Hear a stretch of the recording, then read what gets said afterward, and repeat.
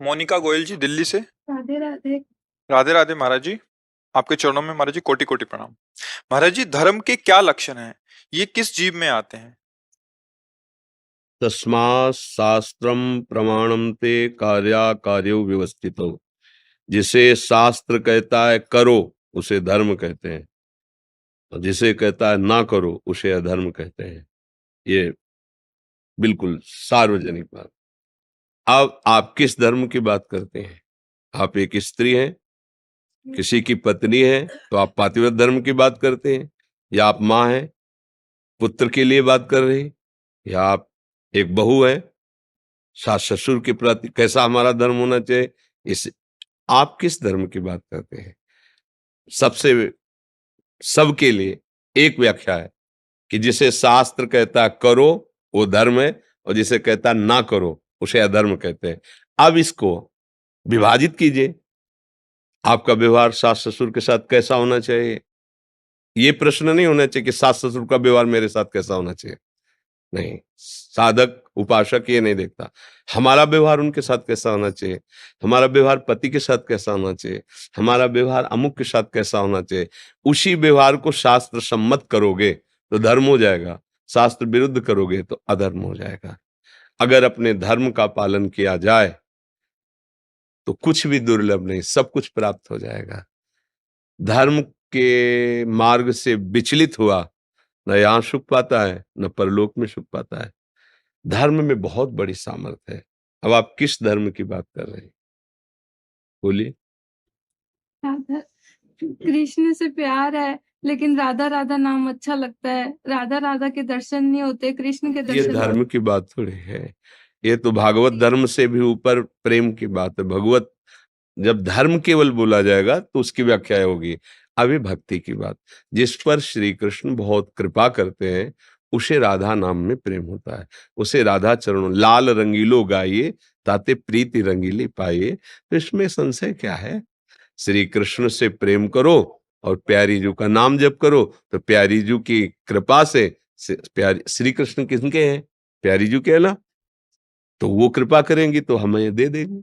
उनके चरणों का प्रेम, उनकी महिमा, उनका रूप, हम राधा राधा जपे और खूब श्री जी से प्रार्थना करें कि आप अपने प्राणनाथ श्री कृष्ण के नाम में चरणों में हमें प्रेम प्रदान करें। समझ गए? तुम उनके लायक हैं या नहीं है? प्रेम में लायक नहीं देखा जाता प्रेम में लायक नहीं देखा जाता।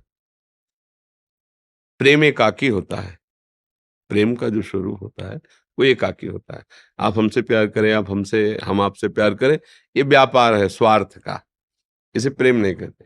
हम आपसे प्यार करते हैं, आप हमारे ही सामने दूसरे को प्यार करो और हमें धक्का मार दो, फिर भी हम आपसे ही प्यार करेंगे, इसे प्यार कहते हैं। आप हमें गाली दो, आप हमें स्वीकार ये हम भागवतिक प्रेम की बात करते हैं। हमें आप दुख दो, आप हमें प्रतिकूलता दो, पर हे कृष्ण में हम आपसे ही प्यार करेंगे, हम आपको ही स्वीकार करेंगे। प्रेम एकाकी होता है। अच्छा, अब भगवान ने कभी प्रेम के लिए लायकात नहीं रखी कि इतना पढ़ा होना चाहिए, स्कूल का होना चाहिए, ऐसे रूप वाला होना चाहिए, ऐसा ऐसा कहीं ऐसा नहीं।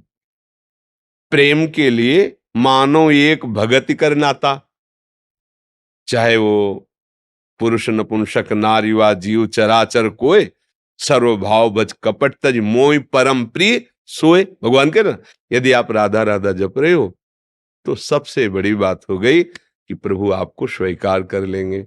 हम कैसे हैं ये देखेंगे, तुम कभी प्रभु के लायक न थे, ना आए, न रहेंगे। प्रभु का स्वभाव कैसा है? जो उनकी शरण में आ गया, जो नाम जप किया, उसको उन्होंने अपना लिया। जैसा प्यार सबरी माता को प्रभु ने दिया, ऐसा बड़े बड़े ऋषियों को भी नहीं मिला है।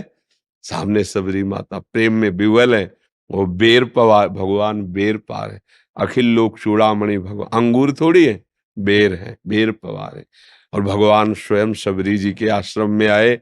देखो, बड़े बड़े ऋषि मुनि तपस्या कर रहे थे, किसी के पास नहीं गए, क्योंकि प्यार भगवान को जान लेव सो जानन हारा, कि राम ही केवल प्रेम प्यारा। प्रभु को केवल प्रेम चाहिए, प्रेम। प्रेम ते प्रकट होए में जाना, प्रेम। अच्छा, प्रेम के लिए लायकात नहीं। इतना पढ़े हो तो प्रेम आएगा, इस जाति का हो तो प्रेम आएगा, स्कूल का, ये सब।